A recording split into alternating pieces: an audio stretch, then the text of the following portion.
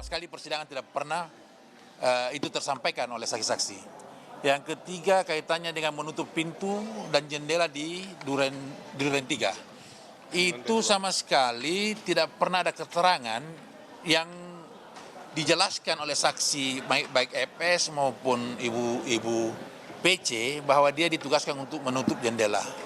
Nah, saya kira hal-hal seperti ini dan yang sama sekali tidak tergambar di persidangan, sehingga kami nanti dalam pledoi kami akan menjelaskan dengan detail apa-apa yang sepatutnya dijadikan dasar untuk menuntut seseorang dalam suatu perkara pidana. Karena tuntutan ini kan dasarnya dari fakta persidangan, tidak boleh dan lain. Nah, dakwaan itu kan dari berkas perkara. Olehnya itu kami juga menyampaikan bahwa dalam persidangan-persidangan yang lalu terkait dengan proses yang ada di pembuktian itu kan direkam semua oleh media. Sehingga mudah kita lihat mana yang benar dalam tuntutan jaksa penuntut umum, mana yang tidak.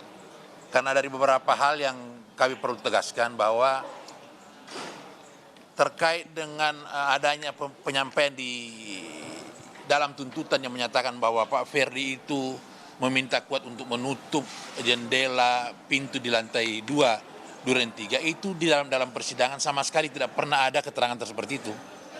Termasuk Kuat Ma'ruf ini melihat Pak Ferdi Sambo ini menembak Joshua, itu dalam persidangan tidak pernah ada terungkap.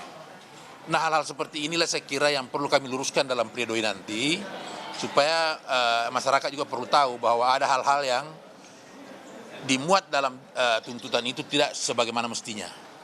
Nah, hal seperti itu aja untuk sementara kami sampaikan. Kalau kemudian disebut ada pembiaran bahwa terjadi hilangnya nyawa Yosua di situ.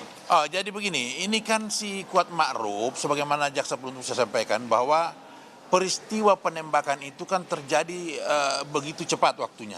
Hitungannya hanya tidak sampai 1 menit itu terlaksana. Ketika dipanggil Joshua lewat Ricky dan sesampai di dalam sudah terjadi penembakan. Sehingga kapasitas Kuat Ma'ruf ini untuk melarang ataupun tidak membiarkan terjadi peristiwa itu kan sudah tidak mungkin lagi. Apalagi dia ini kan sipil, dia punya keterbatasan untuk menyampaikan sesuatu. Kalau Ricky mungkin ya, karena dia bersenjata, walaupun dia kemudian di belakang munculnya kan dia paling terakhir datang. Tapi kalau ditanyakan pembiaran tidak sampai sejauh itu, karena dia secara logika juga kan tidak mungkin dilakukan melarang seseorang pada saat itu, sementara dia sendiri tidak tahu bahwa akan terjadi penembakan. Dan dia tidak sangka peristiwa ini setragis ini kejadiannya. Kalau kemudian dikaitkan dengan penerimaan uang 500 juta dan handphone yang tidak ditolak. Oke, jadi gini, mengenai pemberian itu kan setelah peristiwa. Dan sebelum peristiwa tidak pernah ada janji untuk memberikan sesuatu. Nah, setelah itu kan dipanggil ke lantai 3 untuk diberikan sesuatu yang menurut beberapa saksi itu, dan termasuk Kuat Ma'ruf ya, menyampaikan bahwa itu uang. Walaupun kemudian dia tidak lihat, yang diterima itu kan handphone. Nah, hal seperti itu saya kira setelah peristiwa baru ada pembicaraan itu, dan itu pun tidak diterima, yang diterima hanya handphone. Uang itu pun dia tidak lihat, hanya penjelasan Pak Ferdi bahwa ini uang. Dan amplop coklat itu tidak dibuka apa isinya. Kalau kemudian itu bukan disebut sebagai upah, berarti itu sebagai apa, Pak? Penegasan saya. Kalau dari versi Pak Kuat menyampaikan itu kan dalam persidangan disampaikan bahwa Pak Ferdi ini kok sudah pusing dirinya, sudah stres, masih dianggap bercanda, dan dianggap itu bukan hal yang serius. Karena Pak Kuat ini sendiri gajinya kan cuma 3 juta. Dijanjikan 500 kan jadi aneh menurut dia, ada uang apa ini. Sampai sekarang dia bingung itu apa serius, apa bercanda, karena duit tersebut pun sampai sekarang kan tidak diterima juga oleh dia. Seperti itu. Bang, respon terhadap 8 tahun penjara gimana? Gimana? Respon terhadap 8 tahun penjara.